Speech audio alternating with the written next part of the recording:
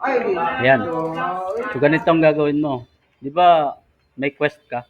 Click mo yung quest mo. Yan. Halimbawa, may quest ka. Pag click mo niyan, makita mo sa screen, enter now.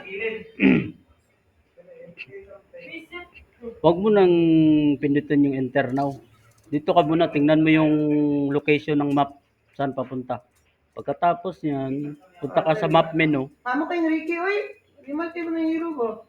Punta ka ng map menu, pagkatapos, tingnan mo doon. So, click mo yung Bitcheon area. Tapos, ni Pariox Necropolis, di ba? Ito yung click mo. Pagkatapos, di ba second floor yun? First floor yung isa. Isa, second floor. Click mo yung monster dito. Yan. Yung indication na green na blink, pwede, yun ang location ng monster. Mini boss yan dito.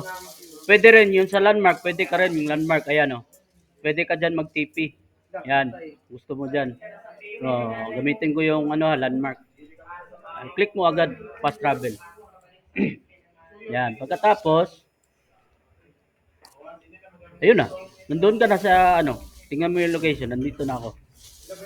Yan na.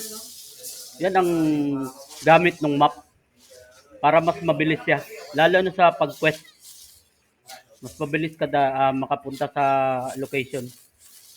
Okay? Yan lang par. Salamat.